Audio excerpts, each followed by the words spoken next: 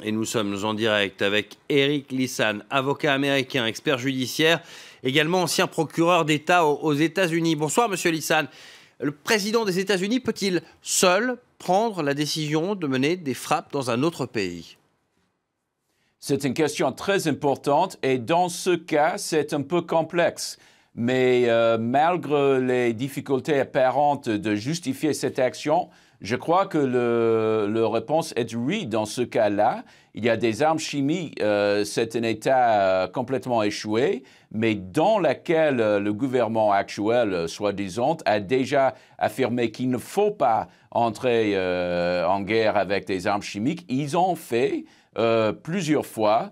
Ils ont entré dans des accords pour ne pas le faire. Les Nations Unies se montraient impuissantes dans ces cas-là et tous les autres pays de la région a supporté, a soutenu cette action, sauf évidemment les collaborateurs iraniens et russes et Hezbollah. Mais tous les autres pays dans la région ont soutenu cette action. En plus, il y a des questions importantes de la sécurité non seulement nationale américaine, mais même de l'Europe. C'est une région où il y a beaucoup de djihadistes.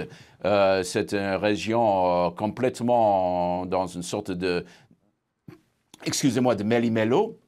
Et c'est important qu'il y a quelques règles qui s'imposent. Dans ces circonstances comme ça, je crois que la réponse à la fin d'une évaluation globale est oui. Et on peut le faire dans ce cas-là. Mais ce n'est pas vraiment qu'il a fait tout seul.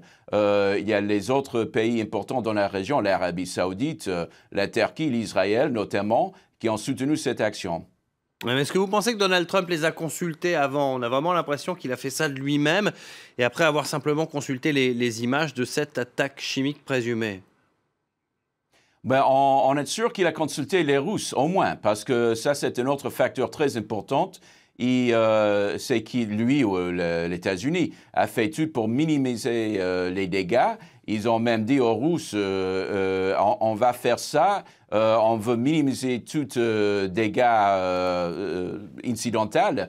Donc, c'est sûr qu'ils ont, au moins, ils ont consulté avec les Russes. Les Russes n'étaient pas d'accord, mais la question, c'est est-ce que ça, c'était proportionnel? Que autre aura pu faire en réponse à cette atroce répétée avec les armes chimiques? Ça, c'était le minimum qui aurait pu être fait. Toutes autres actions ont échoué. Il a collaboré avec les Russes. Et on ne sait pas en plus qu'est-ce qu'il a dit avec la Turquie, l'Arabie saoudite. Là, il faut voir. Et c'est une question importante. Merci beaucoup, Eric Lissan, de nous avoir éclairé sur cette question.